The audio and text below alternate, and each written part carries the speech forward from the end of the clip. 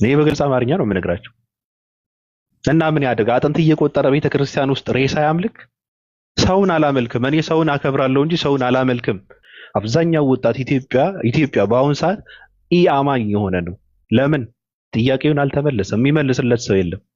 እንደ አንድ ክርስቲያን የተጠመቀ እንደ ሰው ጌታውን ሲታዘዝ የነበረ እንደ ሰው እንደ ደካማም ከራሱ ለራሱ ምስክርነት ያልበቃ እንደሰማ የሚፈርድ የታዘዘውን የሚፈጽም የሚያደርግ እኔ ሰው ነኝ ብሎ የሚል ኢየሱስ ክርስቶስ ይሄን አሜን ብዬ ላስኬድልህ ነው?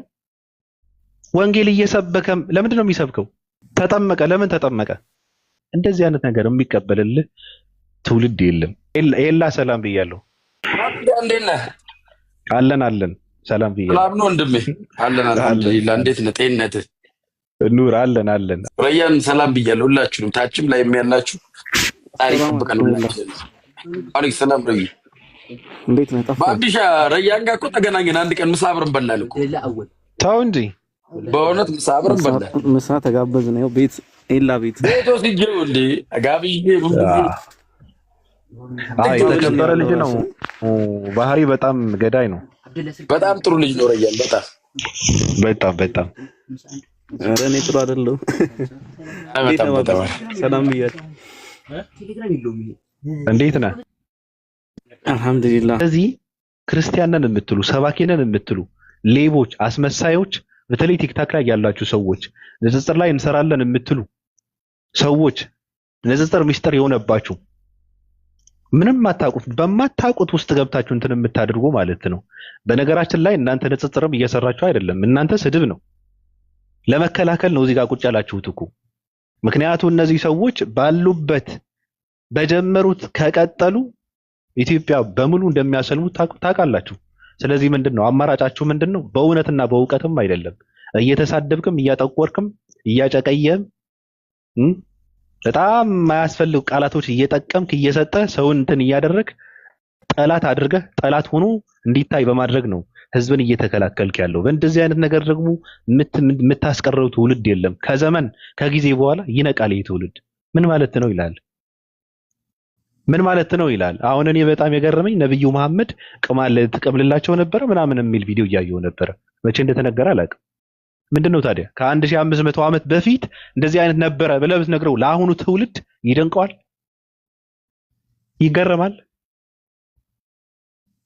ይገረማል ወይ? ምንድነው ታዲያ ችግሩ ይላል። ችግሩ ምንድነው? ችግሩ?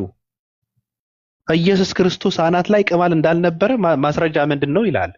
ማስረጃ ምንድነው? ቅማል ነበረው ብለህ ብትናገር እኮ ከ1500 ዓመት በፊት በዘመነ ምናምን የሚባል ማለት ነው እንደዚህ ብለህ ብትነግረው ለአሁኑ ትውልድ ምንም አይቀበልም፣ አያዳምጥህም። ራሱ ሐመር ናቸው ምናምን የሚባሉ ሰዎች ገብቶ በመሃል ቆሞ በህዝብ እኮ ነው ሻሃዳ ያስይዛል።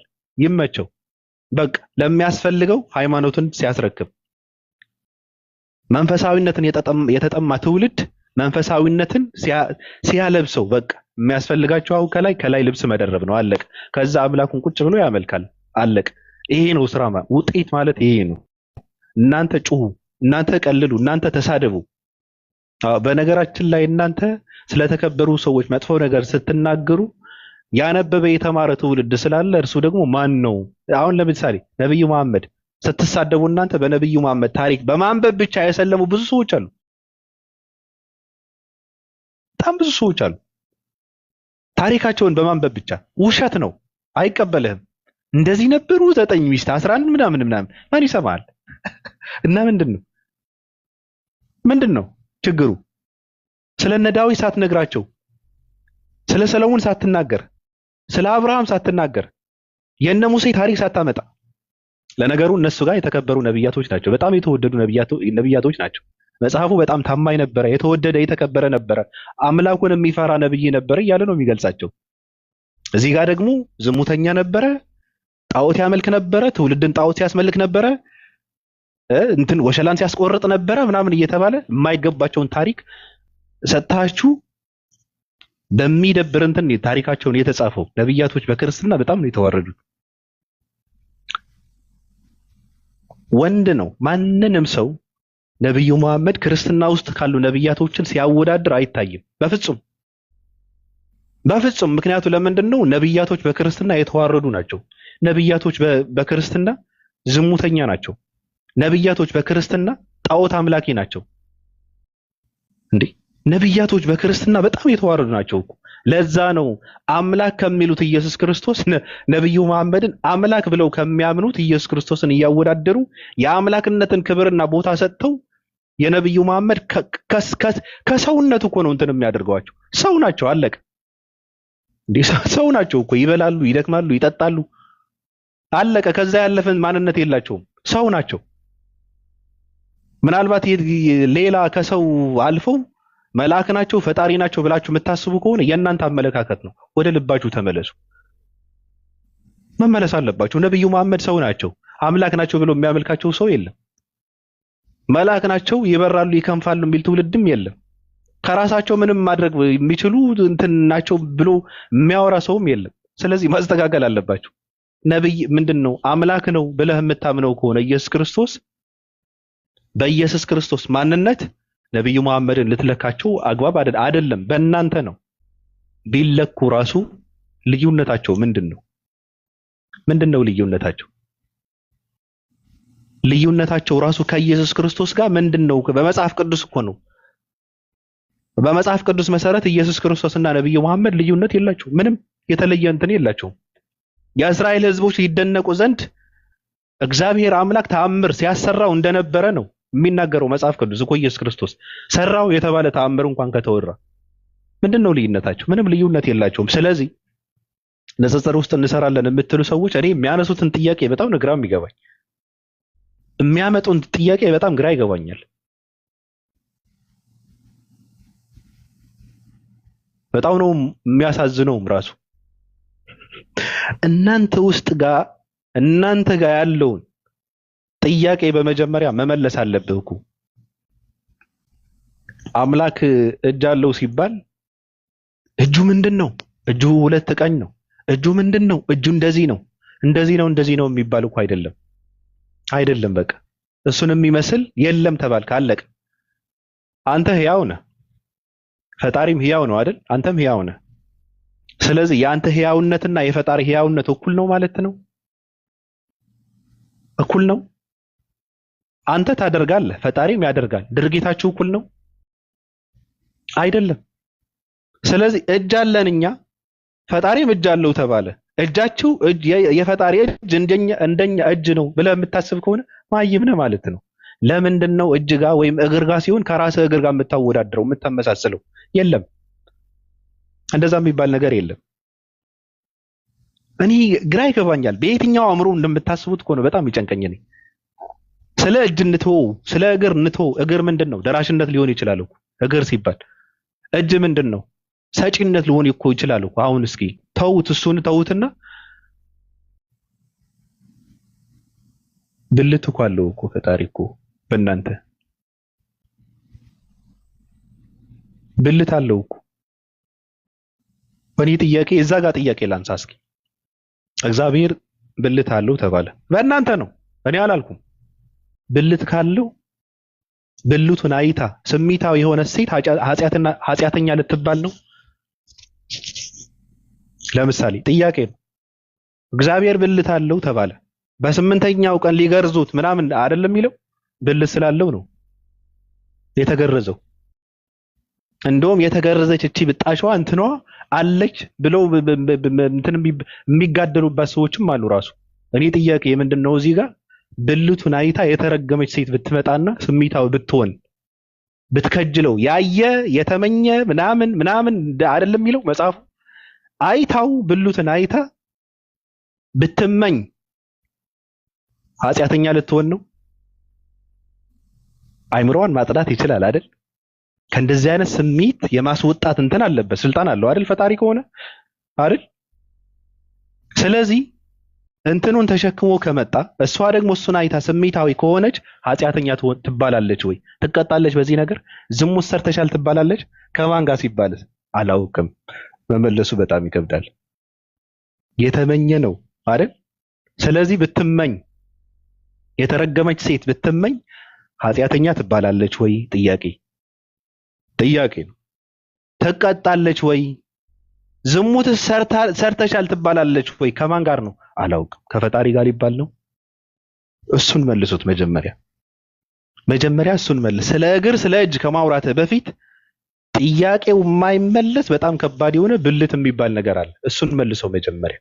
እጅማ ሰጪነት ሊሆን ይችላል እኮ፣ በረከት ሊሆን ይችላል እኮ እጅ። እግር ደራሽነት እኮ ሊሆን ይችላል እኮ። አይን ማለት ማየት ተቆጣጣሪነት ሊሆን እኮ ይችላል እኮ። ጆሮ ማለት የመስማት እንትን እኮ ለመግለጽ እኮ ሊሆን ይችላል። በመጀመሪያ መልስልኝ፣ ብልት የሚባለው ነገር መልሰው መጀመሪያ። ሪኩዌስት ልካላችሁ እኛ እናስጋባለን። ከዛ ደግሞ እኛ ሚዩት ማድረግ አለብን። ለምን ስልካችሁን እኛ አሰጡንምና እኛ እንትን አናደርገው? እንደዛ አይሻልም? ስልካችሁን ተቆጣጠሩ። ስለዚህ ይሄ ነገር እኔ ጥያቄ ነው እየጠየቅኩ ነው። ማንንም ሰው መጠየቅ አለበት። እግዚአብሔር እንትን አለው፣ ጾታ አለው። ጾታውን አይታ ስሜታዊ የሆነ ሴት ዝሙተኛ ትባላለች ወይ? አዲስ ጥያቄ ነው። በቃ የኔ ጥያቄ ነው። ይሄ ካልተመለሰ የትም አንሄድም ራሱ። ስለዚህ ቀለል ወዳለው ጥያቄ ሁሉንም ሰው እኩል ወደሚያደርግ ደግሞ መጀመሪያ ላይ ስላነሳው ጥያቄ እስክንግባ። ለነገሩ እናንተ ሙስሊም ነው ልትሉ ነው። ምንድነው ኢየሱስ ክርስቶስ ሃይማኖት ምንድነው ብለን ብንል ሙስሊም ነው የምትሉት? የሚገባ ክርስቲያን የለም።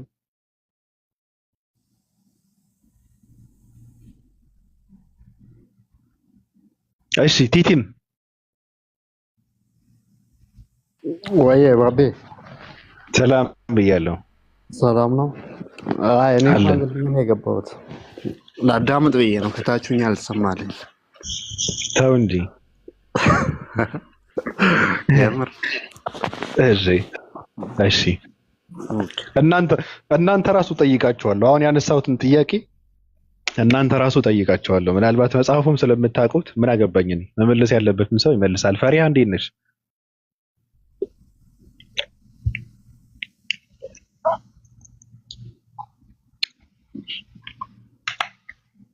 ፈሪሃ አለሽ? ጥያቄ ያለን ስትይ ነበረ ቅድም።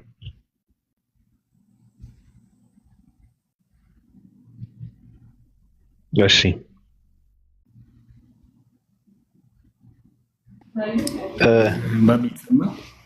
ሰላም ሰላም። ጥያቄ አለኝ እኔ የተነሳው ነገር ላይ ማለት ነው። በዚህኛው ሰው ቅድም መጀመሪያ ርዕሱ የነበረው አውሮፓ እናንተ ደሞዝ አላችሁ አሉ። ስንት ነው ደሞዙን ይነግሩን ይሆን? እኔ እንጃ።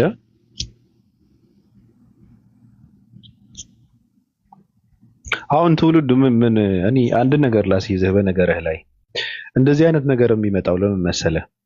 እኔ አንድ ነገር ልንገራችሁ።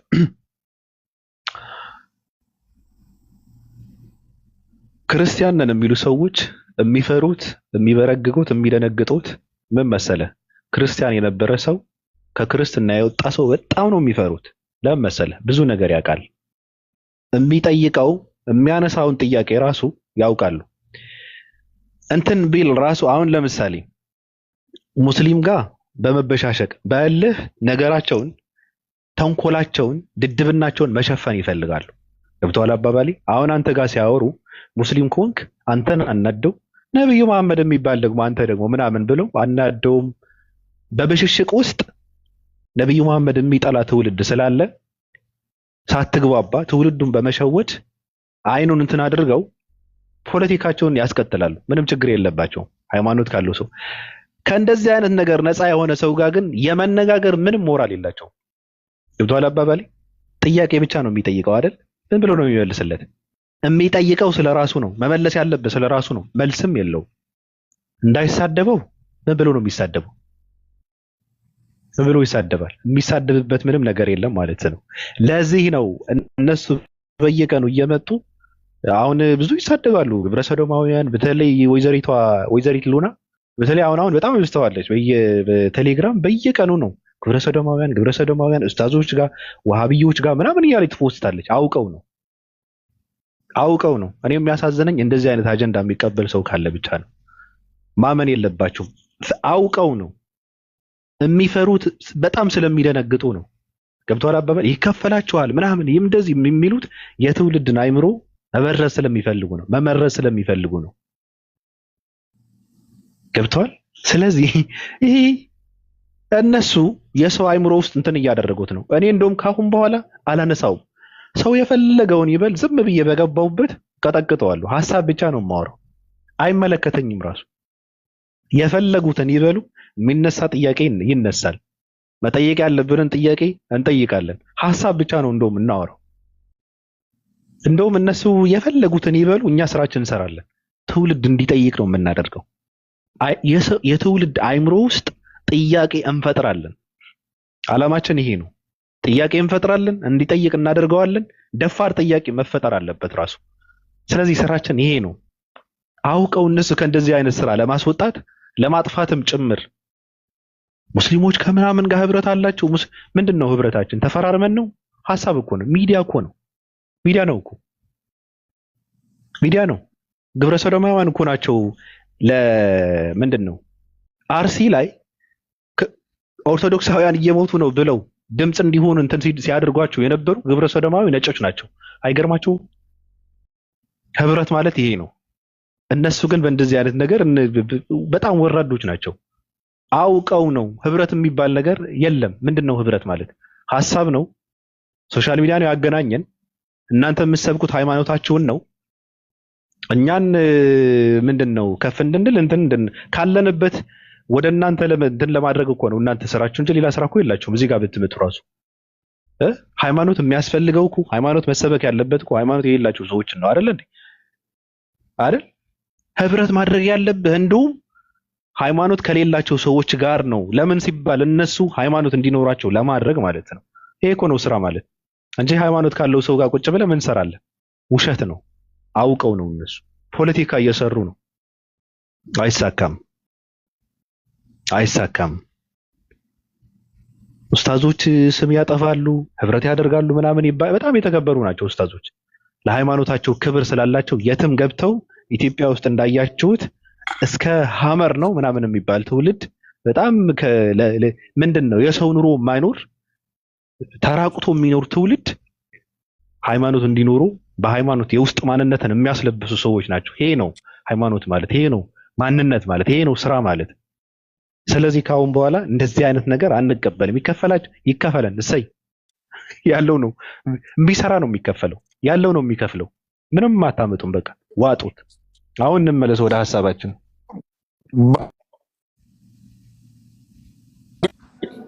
ኦዬላ አይ ስማ፣ አንተ መቼም ያው ከሰው አትፈልግም፣ ለብዙ የምትተርፍ ሰው ነህ እንጂ ለአንተ ወርቅስ ብናነጥፍልህ ምን ችግር አለ? ወንድማችን አይደል? መብት አይደለ እንዴ?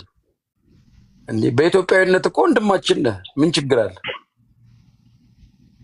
ሰው ይነቃ። ይሄ እኮ እነሱ በእኛ ኪስ አያዙ፣ ያው ዝም ብለው እኮ ነው። ግን ሰው ይሸወድላቸዋል ነው። አሁን እኮ ሙስሊሙም ጭምር አንዳንዱ ይደነቅጣል፣ ይበረግጋል። እኛ ጓደኝነት ከማንም ጋር ያዝ መብት አለ። ማንም ለእኛ ሰው አይመርጥልን። እድሜያችንም የሄደ ነው እና ዝም ማለት ነው። አንተ ፈልግ እንጂ ወርቅ እናነጥፋለን። አንተ ብቻ ፈልጋል፣ ወርቅ እናነጥፍልሃለን። አትፈልግም እንጂ ምን ታደርገዋለህ? እኔም አገለግላለሁ፣ ቡና እያፈላሁ ምን ችግር አለው? አገለግላለሁ። በረከቱ ይደርብኝ። አገለግላለሁ፣ እኔ አገለግላለሁ። በቃ ምንም ማድረግ አይቻልም። በቃ አገልጋይ ነኝ እኔ። ምን ታደርገዋለህ? የተከበሩ ሰዎች እኮ ናቸው። ስርዓት ያለው፣ ትምህርት ያለው፣ ዕውቀት ያለው፣ ስነ ምግባር ያለው፣ አለባበሱ ጥርት ጽድት ያለ፣ ማንነቱ የታወቀ። አሁን የሌለ ነገር የምትሰብኩበት ዘመን አይደለም። አሁን ምናልባት አንዳንድ ሰው እኮ ስሜታዊ አድርጎ እንድንሳድብ የለም የሚቀየር ማንነት የለንም። ዛሬ የምናሳየው ማንነታችን ነገም እንደዚህ ሆኖ ይቀጥላል። አይቀየርም፣ በፍጹም አይቀየርም። ይሄን ያላወቃችሁት አይቀየርም። አቋማችን በእንደዚህ አይነት ነገር ዛሬ እንደዚህ አይነት ማንነት ኑሮ ነገ ከተቀየረ ግን እኛ ሰው አይደለንም። እኔ ሰው አይደለሁም ማለት ነው። የማምንበትን ብቻ ነው የማደርገው። አለቀ። ዛሬ የማምንበት ነገ ማምንበታለሁ። ግራ ቀኝ ሳላይ እኔ እንትን አላደርግም። ስለዚህ የፈለገ ነገር ቢመጣ ቢገለባበጥ ምንም የሚገለበጥ ማንነት የለንም። እኛ ነን። ስለዚህ ዋጡት። ምንም ማድረግ አይቻልም። ከቻልንኛ እናገለግላለን፣ ቡና እናፈላለን። ምን ታደርገዋለህ? ምንም አታደርገውም። ምንም የሚመጣ ነገር እኮ የለም። ስለዚህ ዋጡት። አሁንም ጥያቄ እናነሳለን። ጥያቄም እያነሳን ነው። ቀጥል።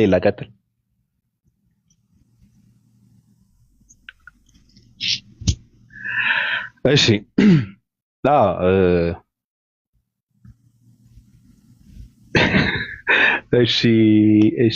እሺ ሂክማ እንዴት ነሽ?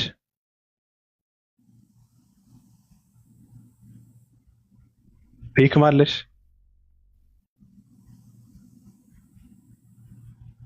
ሰላም ባቢ፣ እንዴት ነህ? ሰላም ነው አልሐምዱሊላህ። እንዴት ናችሁ? አለን። ሀሳብ አለሽ? እኔ ምንም የለኝም። ቀጥሉ። እሺ እሺ ባቢ ኢብኑ የምትለው ጥያቄህን መመለስ እንችላለን እኛ? የምን ጥያቄ? ሃይማኖቱ ያልከን የነበረው በቁርአንማ እኔ እንትን ነኝ አለ እኮ። አረ በቁርአንም አይደለም በእነሱ። አዎ ትችላለህ። ቀጥል። መጀመሪያ ላይ ይሄን እንትን ለማለት ለመረዳት የምናነሳው አንድ ነጥብ ናት እኮ። ኢስላም የሚለው ነገር ምንድነው ነው? ሙስሊም የሚለው ነገር አልኢስቲስላም ለአላህ እጅግር መስጠት ወይንም አንድን ጌታ በፍጹም ልብ መታዘዝ ነው። በዚህ ዲፊኒሽን ከተስማማን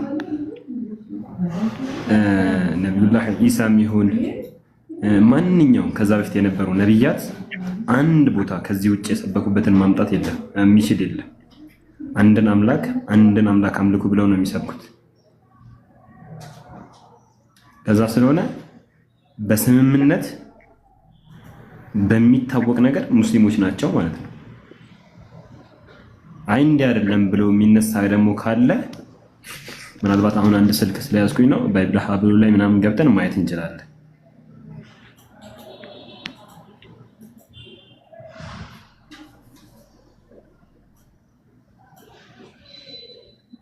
ጨረስክ? እኔ ጨረስኩ። አመሰግናለሁ። እኔ ማሂ ነኝ። እስኪ እኔ ጥያቄ ነው የጠየቅኩት። አሁን ኢየሱስ ክርስቶስ በስጋ ደካማ ነው፣ በስጋ ይበላል፣ በስጋ ይጠጣል፣ በስጋ ይተኛል፣ በስጋ በቁርጥ በስጋ ምን ይባላል? በስጋ ሃይማኖቱ ምንድን ነው?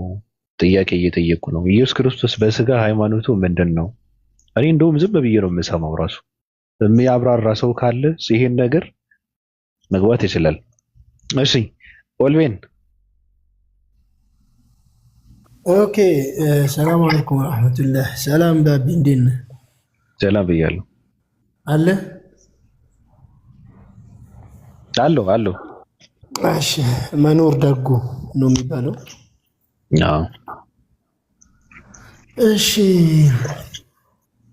የዛሬ ትንሽ ለየት ይላል አቀራረብ፣ ግን ሰዎች መሸከም የማይችሉትን ነገር ነው እየጠየቅ ያለው። ሰዎች አይሸከሙትም፣ ክርስቲያኖች አይሸከሙትም። ምክንያቱም መጽሐፋቸውን ስለሚክዱ ማለት ነው። መጽሐፋቸውን ራሱ የሚያስክድ ቃል ነው እንትን ጥያቄ ነው የጠየካቸው ማለት ነው። መጽሐፉ ላይ ከሌለ ደግሞ አንተ ላትቀበላቸው ትችላለች። ስለዚህ ሰዎቹ ከመጨነቅ ውጪ እና አንተን ከመሸሽ ውጪ መልስ ቢመልሱ አይመስለኝም። ምክንያቱም ኢየሱስ የሚባለው ስም እንደ ኦርቶዶክስ ኢየሱስ የሚባለው ስም ተዋህደዋል። አንዱን ያለመጠፋፋት መለያየት አይቻልም ነው። ያው ልዩነታቸው እየቀጠለ ነው። ግን ከተዋህዶ በፊት፣ ከተዋህዶ በኋላ፣ ከተሰቀለ በኋላ፣ ከመሰቀሉ በፊት የሚባሉ ነገሮች ያው ውዥንብር ውስጥ ቢገቡ ይሄን ነገር መመለስ አይችሉም። ለምን እንደምጠይቃቸው ነው። አንተ ይሸሹሃል። እንደውም የምታቀርብበትን ዘዴ ብትፈጥር ይሻላል። እሱ አንድ ጥያቄ ነው። እኔ ምንድነው ጥያቄ ነው በነገራችን ላይ ያው ስለ ፈጣሪ ከሆነ እየተጠየቀ ያለው የፈጣሪ ነገር የሚባለው ነገር መጠየቅ አለበት፣ መነሳት አለበት አይደል? መጎርጎር መፈተሽ አለበት። ፈጣሪ ተብሎ ጾታ ካለው ጾታውን ምን ይጠቀምበታል? አንድ ጥያቄ ነው። አንደኛ ነገር አይ እስኪ ዝም እንበለውና ዝም ብለን እናሸክመው ለኢየሱስ ክርስቶስ ጾታውን። ያው ፈጣሪ ነው ተባለ አይደል? ይሄ ፈጣሪ ጾታ አለው። እኔ ጤና ያላትን ሴት ልጅም አላልኩም። በነገራችን ላይ በጣም ባለጌ የሆነ ሴት ልጅ ጾታውን ብታየውና ስሜታዊ ብትሆን እች ሴት ስሜታዊ በመሆኗ ትቀጣለች ወይ? ጥያቄ ነው። የተመኘ ያየ የተመኘ ምናምን አይደል ትምህርቱ። አይታው የኢየሱስ ክርስቶስ ጾታ በማየት ብትከጅል ብትፈልግ ስሜታዊ ብትሆን ብትመኝ በውስጧ እች ሴት ትቀጣለች ወይ? እች ሴት ዝሙት ሰርተሻል ትባላለች ወይ? እች ሴት ዝሙት ሰርተሻል ብትባልስ ከማን ጋር ነው የሚሆነው ነው? ከማን ጋር ነው ዝሙት የሰራሁት ብላ ብትል ከፈጣሪ ጋር ልትባል ነው? ይሄ ጥያቄ የሚመልስልኝ ሰው ካለ ይግባ። እኔ ዝም ብዬ አዳምጣለሁ። እርግጠኛ ነኝ ግን ልብ ያለው አንድ ሰው አይገባው። የለም የለም። ስለዚህ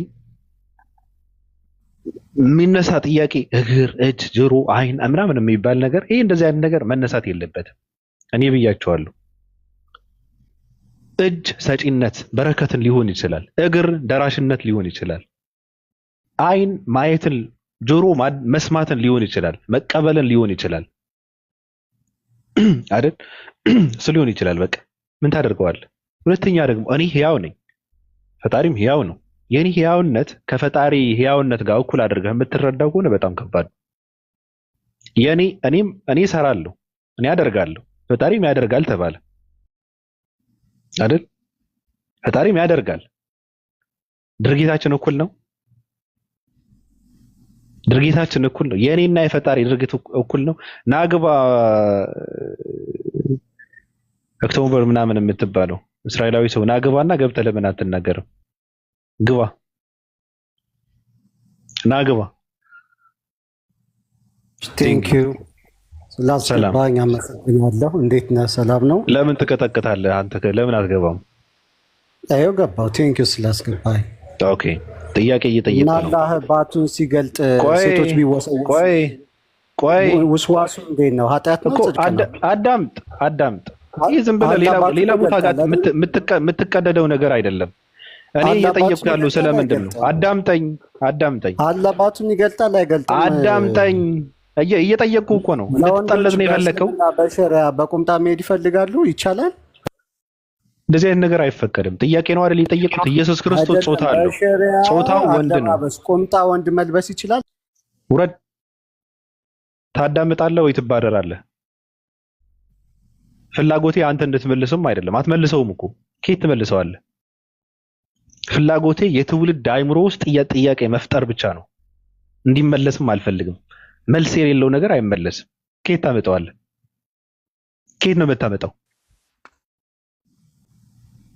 መልስ የለውም እኮ። ኢየሱስ ክርስቶስ ጾታ አለው፣ የተገረዘ ለዛውም የተመቻቸ ለዛውም። ምን እንዲያደርግበት እንደተገረዘ አላውቅም። ባህል ስለነበረ በእስራኤላውያን ይሁን። ሴት ልጅ ጾታውን አይታ ብትመኝ እቺ ሴት ከማን ጋር ዝሙት ሰርተሻል ተብላ ትቀጣለች ነው ጥያቄ። ትቀጣለች አትቀጣም ነው ጥያቄ። ይሄን የሚመልስ ሰው ካለ ይመልስ። ካልሆነ ግን ሌላ ነገር አወራለሁ እቀደዳለሁ የምትል ከሆነ የለም። አፍህን ዘግቼ ነው ማባረረ። ይሄን መልሱ እንዴ! ስለ ባት ያወራል እንዴ? ስለ ጾታ እየጠየቅኩ እኮ ነው። ስለ ተገረዘ እንትን እየጠየቅኩ እኮ ነው። ስለምናምን ምንድነው ስሙን አንተ ጥራው ምናምን ነገር እኮ እኔ ከበደኝ። እውነት ለመናገር ከበደኝ። ስለሱ መልስ መጀመሪያ። ስለተገረዘው ነገር መልስልኝ መጀመሪያ። ባለጌ ሴት እያልኩ እኮ ነው። አመንዝራ ሴት ብታየውና ብትመኝ እቺ ሴት ከማን ጋር ነው ዝሙት ሰርተሻል ተብላ የምትቀጣው? ትቀጣለችስ ወይ? ጥያቄ ነው። ይሄን መልስ መጀመሪያ። ይሄን መልሱ መጀመሪያ። የሚመልስ ሰው ካለ ይግባ። የሚመልስ ሰው ብቻ ነው መግባት ያለበት እንጂ የሌለባት ምናምን እጅ እግር እያልክ የምታወራበት ዘመን አይደለም። መልሰው መጀመሪያ። ስለ ጾታ መልስ መጀመሪያ። ስለ ጾታው መልስ መጀመሪያ።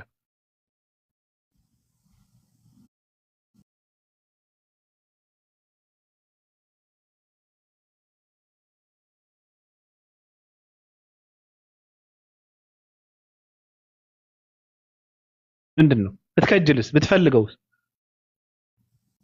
ስለ ጾታዊ ነገር እኮ ነው፣ ስሜትን የሚቀሰቅስ ነገር እኮ ነው እያወራን ያለ ነው። መልስ። ከማን ጋር ነው ዝሙት ሰርተሻል ተብላ የምትቀጣው? እች ሴት ከፈጣሪ ጋር ሊባል ነው? የፈጣሪን ጾታ ስለተመኘ ስለከጀልሽ ገሃነመ እሳት መግባት አለብሽ ተብላ ልትቀጣ ነው? ይሄ እንትን አይደለም፣ በእውነት ከባድ ነው። ይሄን መልሱ መጀመሪያ።